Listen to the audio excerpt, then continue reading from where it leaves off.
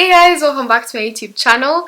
This is a follow-up to the last video on fungal acne. I talked about everything from the causes to the presentation to the treatment and all of that when it comes to fungal acne. So this video is my personal experience with what I believe is fungal acne, and it will double up as an updated skincare routine. So first, I'll address why I believe that what I was experiencing or am experiencing is fungal acne. So a couple of years ago, I went to a dermatologist because I had this really bad breakout, these bumps all over my forehead. I'll see if I can insert a picture of some of the times when I was dealing with it, and I got put on some acne medication and it just didn't do anything for me except dry out my skin. And that's one of the things that made me think that this is not just your regular acne. Something else is just the way it looked. Tiny uniform bumps that were often itchy, which is characteristic of fungal acne. Then all of my products were not fungal acne safe, so I believe that that was just perpetuating the problem. And lastly, when I tried this antifungal acne routine recently, I have noticed an improvement. So all those lead me to believe that I have been experiencing fungal acne, but because it's not been confirmed, I'll just put, an asterisk on that. So it's what I believe was fungal acne. So what I did, the first thing was to just replace my skincare products with fungal acne safe ones. And there are lists online, you can just look up lists of fungal acne safe products. So I came up with like a list of products I was confident I could be able to find locally. So my criteria was just available and fungal acne safe. I ended up purchasing a couple of products. So the first is the Simple Kind to Skin Refreshing Facial Wash. So this Simple is a brand that I've used before. It's like the first brand I ever used when I got into skincare. So this is not a new product to me. The price ranges from 700 to 1,200 Kenya shillings depending on where you buy it. And yeah, so I picked this up as my cleanser. Then I bought the Sebamed Clear Face Care Gel for impure and acne prone skin. Now Sebamed is also another skincare line that is not new to me, and I saw a lot of people who have fungal acne online talking about this as their moisturizer. So I picked this up also from the pharmacy for about 1,200 Kenya shillings. Then the next thing I picked up was the Eucerin Sun Protection Photo Aging Control Sun Fluid. Now this really put a dent in my pocket because this was 4,350 Kenya shillings, but I have found a couple of stores online that sell it for about 3,000. Sunscreen is generally the most expensive product in my routine, but this was like steep, but I really needed to just get my sunscreen that day, so I just closed my eyes and bought it. Then now to actually tackle the fungal acne, I bought the Keto Plus shampoo for dandruff and seborrheic dermatitis of the scalp. It has 2% ketoconazole and 1% zinc pyrithione, which I talked about this shampoo in the other video. This was about 1,200 Kenya shillings. And then lastly, I picked up the Sulfur ointment, which was 40 bob, 40 Kenya shillings. So I did buy all these products in one day, but I did not use them all. I'm not a fan of introducing 100 new products at a time, so I made the transition very slow. So I mentioned that Simple and Sebamed are products that I had used before. So this was like the newbie in my very basic skincare routine.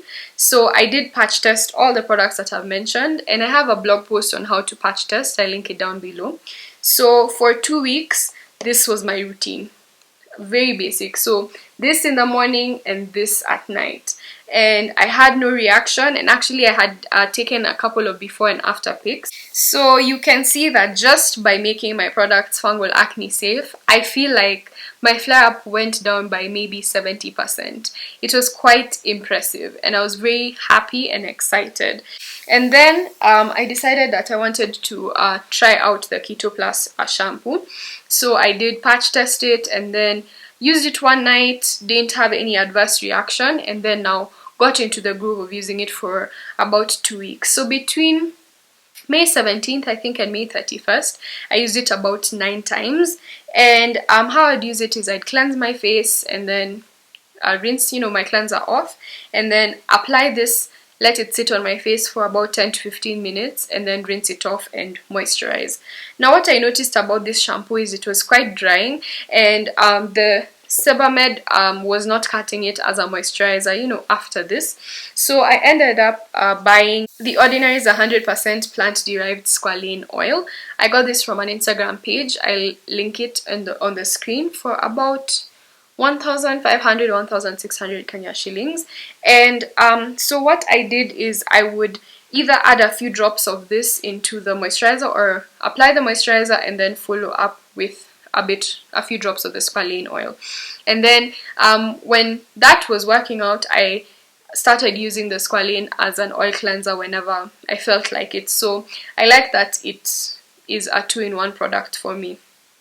Now, after using the shampoo for those 2 or so weeks, there was a significant difference again in my skin, but because of the drying effect, it's just something I did not want to use in my routine in the long term.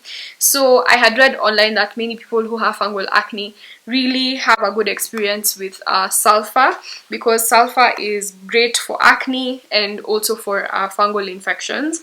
So patch tested it, and then the first night that I used it, I rinsed it off. And though an ointment is hard to wash off with water, you actually end up having to wash your face again. But I didn't have any adverse reaction to it, so I started just applying it, a thin layer of ointment all over my face, and I really enjoyed it. This is less drying, it's very affordable. The only downside is that it smells really bad.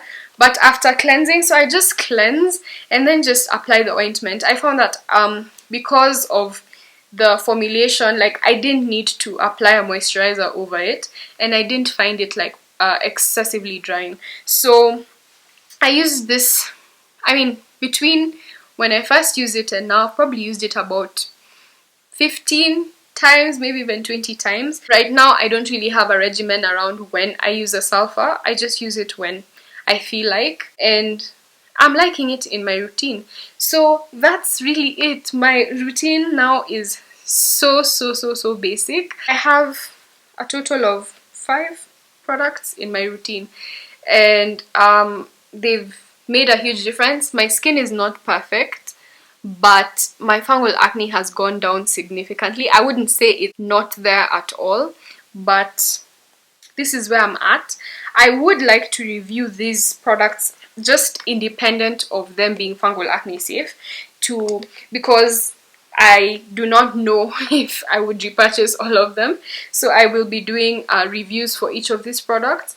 But I'd say if you wanted to leave this video knowing which one you'd purchase, I would say if you have fungal acne, then you might want to check out the Keto Plus and the Sulfur ointment. And Simple is always a brand I don't hesitate to recommend.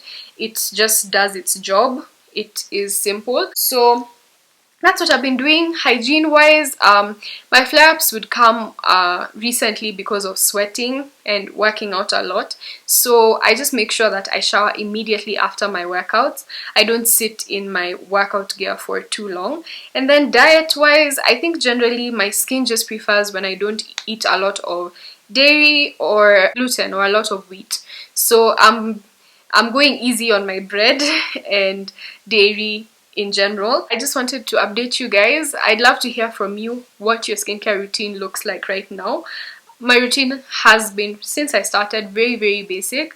I do plan to introduce a hydrating toner, and I'll be sharing that when I get into it in the near future. But other than that, I'm quite happy with just having a very basic skincare routine, because it gets the job done. Thank you so much for watching. Always remember that your hair is your crown and your body is a temple. Embrace it, love it, and take care of it. God bless you all. Bye.